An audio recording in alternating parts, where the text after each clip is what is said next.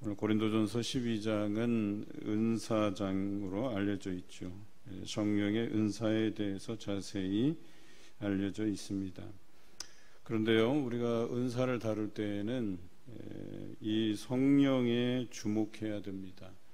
은사에 주목해서는 안 되고 이 은사를 주시는 성령에게 주목해야 될 것입니다. 죄송합니다. 이 화면을 좀 너무 커요, 화면이.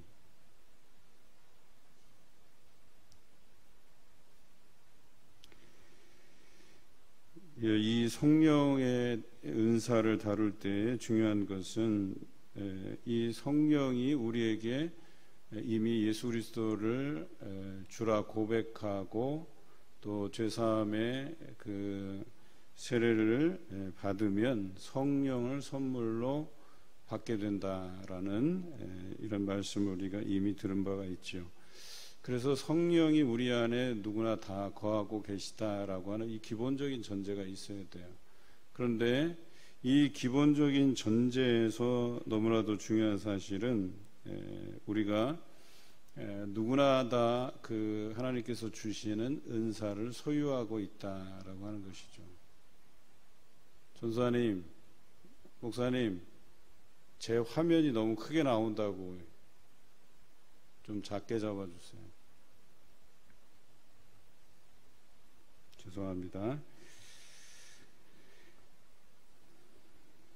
그래서 우리 안에 그 성령께서 다 임재해 계시는데 그렇다면 우리 안에 그 성령께서 주시는 은사가 없지 않다는 사실이에요.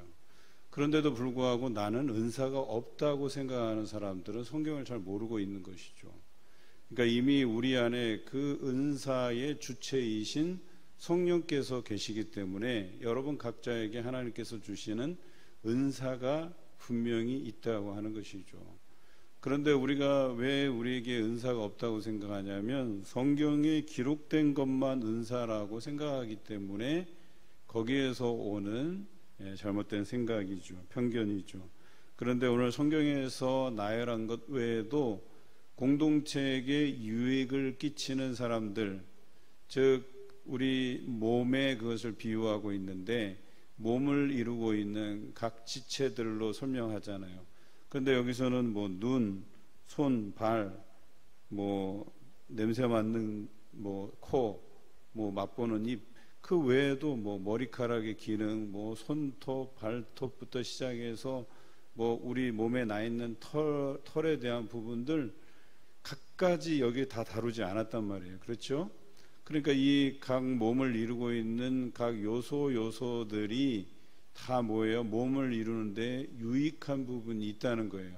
마찬가지로 여러분들이 그 예수 그리스도를 이 교회의 머리가 되신다고 하고 우리가 이 교회를 이루는 각 지체로서 안다면 또 생명의 포도나무가 예수님이시고 우리가 가진 것으로도 표현되어 있지만 우리가 각 지체로서 주어지는 은사가 있다는 사실은 그 몸을 유익하게 하는데 우리에게 필요한 것들로 주셨다는 것이죠. 성령께서 내 안에 뭔가 하나라도 뭔가 작은 것이라도 다른 사람들이 볼 때 야 저거 너무 하찮고 야 저걸 은사라고 할 수 있겠어? 라고 말하는 그것조차도 다 하나님께서 주신 은사고 성령께서 내 안에 계심으로 인해서 나타나는 은사라고 이야기하는 것이에요. 그래서 참 이상한 것은 이 고린도 교회가 이렇게 은사를 각양각색으로 주었는데도 불구하고 이것이 더 크니 저게 더 중요하니 이런 문제로 서로 따지고 들고 그것으로 인해서 시기와 분쟁이 일어났다고 하는 거예요. 여러분, 어떤 사람이 나는 말씀 묵상을 잘해. 또 나는 큐티를 열심히 해왔기 때문에 하나님께서 나에게 어떤 말씀을 묵상하고 큐티하는 그것을 가지고 다른 사람들과 나누는 귀한 은사를 주셨다고 해요. 그것까지는 괜찮아요. 그런데 그것 때문에 그 사람을 추종해야 되느냐? 그건 아니라는 거예요.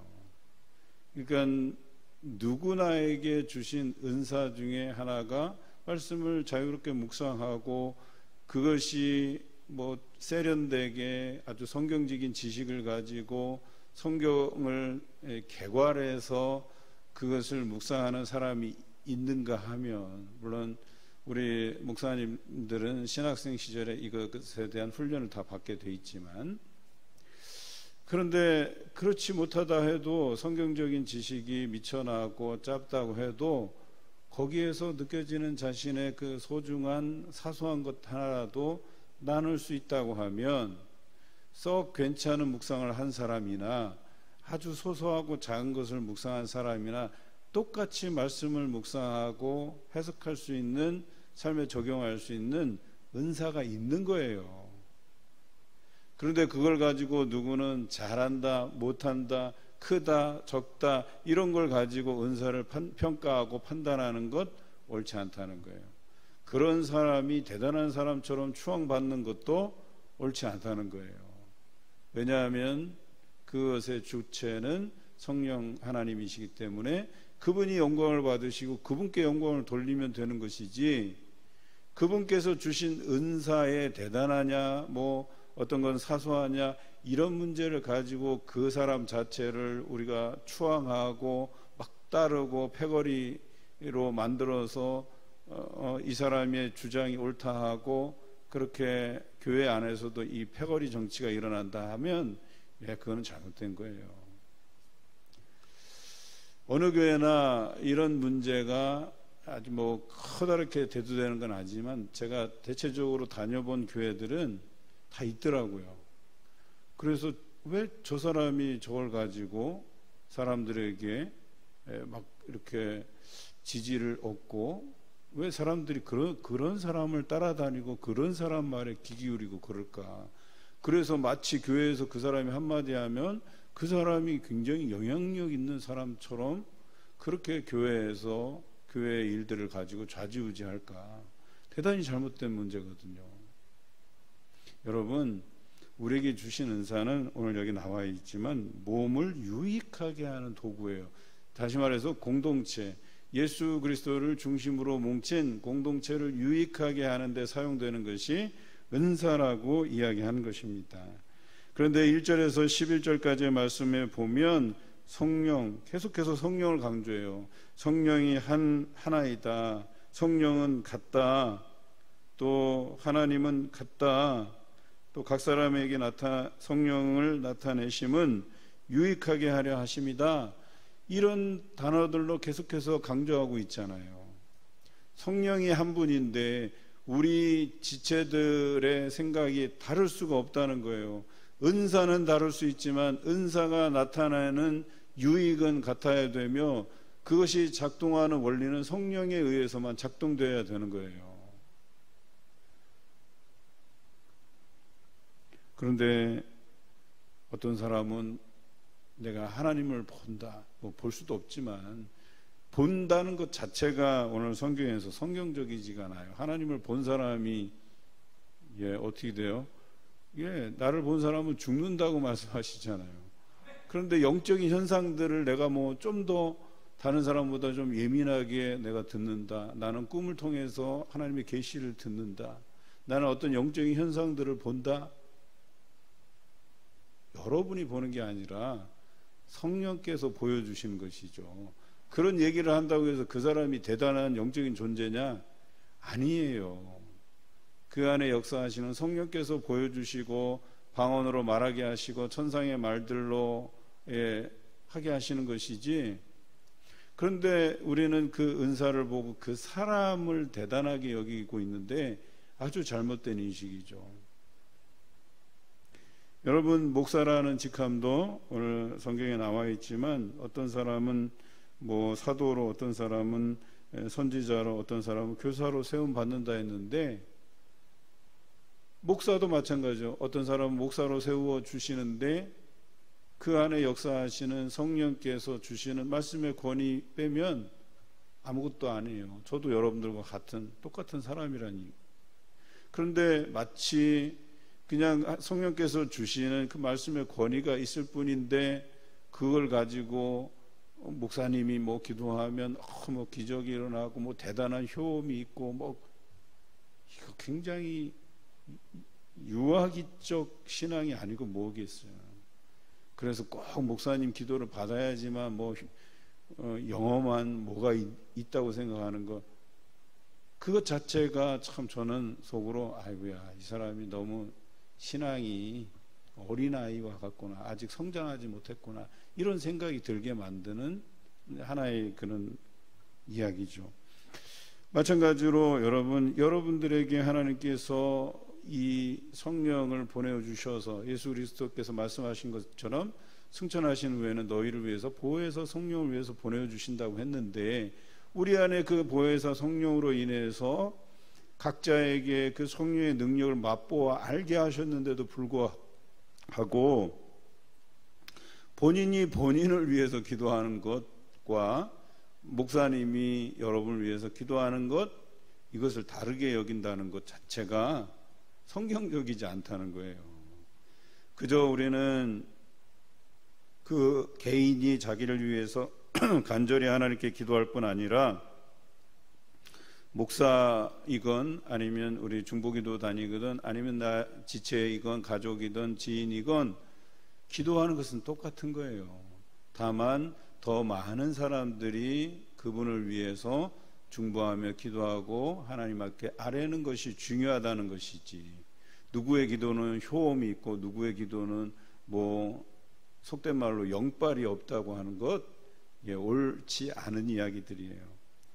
오늘 11절에 이 모든 일은 같은 한 성령이 행하사 그의 뜻대로 각 사람에게 나누어 주셨다라고 하는 것이죠. 여러분 각자에게도 그런 은사들이 있고 교회에 유익을 끼칠 만한 그런 여러분들 안에 그 놀라운 또 귀중하게 쓰임받는 또 요긴하게 쓰임받을 만한 은사들이 다 있다. 여러분 그걸 기억하시기 바랍니다. 12절부터 보면 이제 하나의 몸과 많은 지체 이야기를 들어서 우리가 각 지체로서 이루어져 있지만 여러분 안에서 그 은사가 작동하게 하는 그 원리, 그 한 분은 성령 하나님이시다라고 이야기하는 것이죠. 그러면 성령 하나님께서 공동체를 위해서 다른 뜻을 품고 이것을 은사로 주셨을까? 너희가 각각의 당을 짓고 분쟁하고 시기하도록 여러분에게 은사를 주셨을까? 그렇지 않다는 거예요. 그런데 그렇게 각양각색의 은사를 가지고 시기와 분쟁이 나면 뭔가 잘못된 거죠. 왜냐하면 그 은사의 주체가 성령이신데, 여러 명도 아니고 한 분이신데 그분이 이런 분쟁이 나도록 여러분에게 은사를 주셨냐?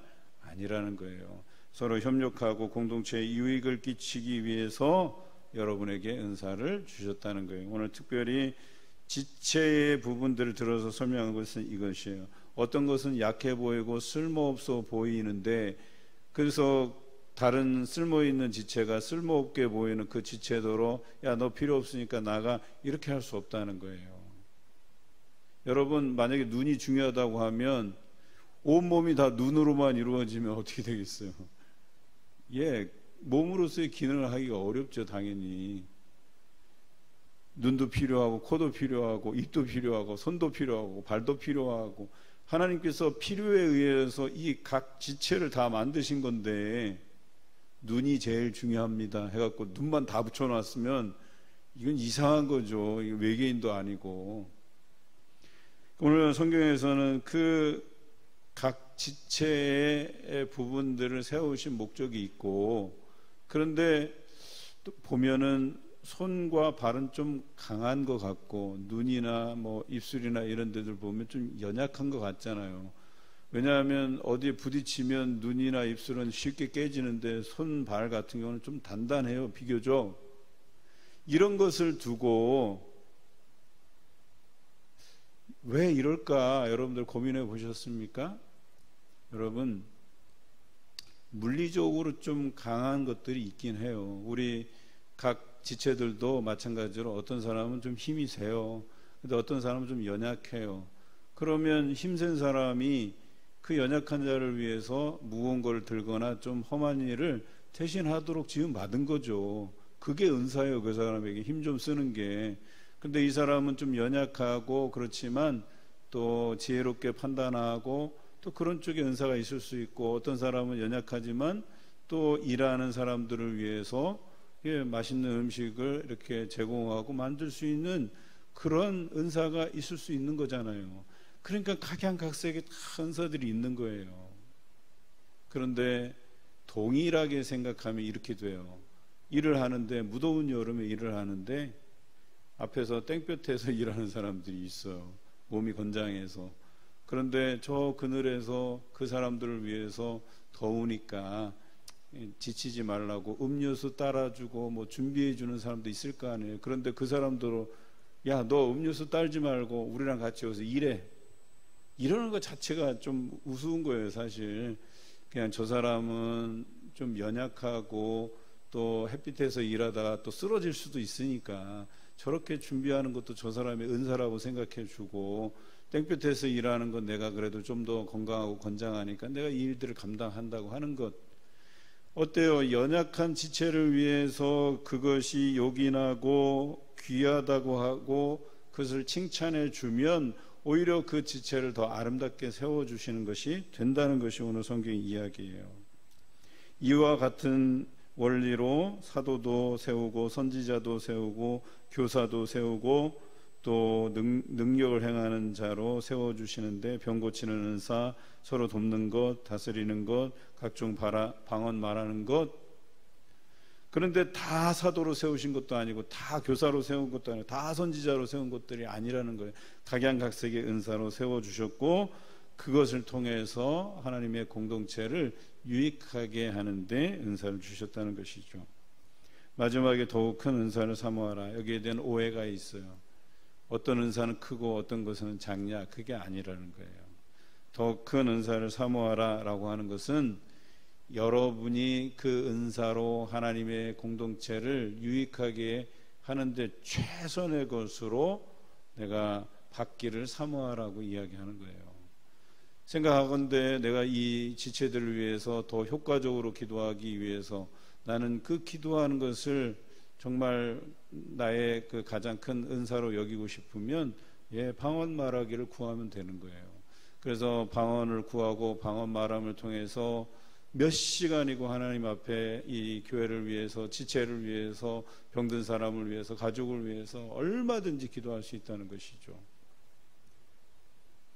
또 내가 뭔가 우리 다음 세대를 길러내려고자 하는 가르치는데 그런 좀 주역으로 일하고 싶으면 교사로서 세워달라고, 나에게 필요한 영적인 지혜들을 달라고 그렇게 간구하면 하나님께서 그를 교사로 세우시는 것 아니겠어요? 이처럼 여러분에게 하나님께서 뜻하시는 바를 위해서 그것과 관련된 은사를 사모하라고 이야기합니다. 그러면 하나님께서 내가 또한 가장 좋은 길을 너희에게 보이리라 라고 말합니다. 내가 간구했지만 그 길이 아닐 수도 있는 거예요. 제가 한때 은사를 사모하면서 한 2년여 동안에 그 은사에 관련된 그 전문적인 그 사역에 몸담고 있을 때가 있었어요. 그래서 그 목사님 같이 이렇게 따라다니면서 한 2년여 동안 은사 사역에 그렇게 관심을 가지고 있었는데, 하나님께서 제게 주신 응답은 뭐였냐면, 내가 너를 말씀의 사역자로 세웠다, 너는 가서 전하기만 하면 된다라는 그런 말씀을 들려주실 때에 처음에는 허탈하더라고요. 나는 그래도 이런 쪽에 재주가 있고 재능이 있다고 생각했는데 하나님께서 너를 말씀의 사역자로 세워서 더 공동체를 유익하게 세워주시겠다고 하니까 좀 당황스럽더라고요. 그런데도 불구하고 그것을 내가 받고 내가 더 말씀을 연구하고 더 말씀에 집중하다 보니까 또 말씀으로 사람들을 세워가고 말씀으로 사람들에게 유익을 끼치는 그런 사역이 또 저에게 잘 들어맞더라고요. 그러니까 하나님께서 저에게 가장 좋은 길을 보여주신 것이죠. 이와 같이 여러분에게도 각양각색의 은사로 주시는데 가장 좋은 길, 공동체를 위해서 여러분들이 가장 사용할 수 있는 좋은 은사를 여러분들에게 베풀어 주신 줄로 믿습니다. 이 일들을 통해서 공동체를 유익하게 끌어가는 여러분 되시길 주님의 이름으로 기원합니다.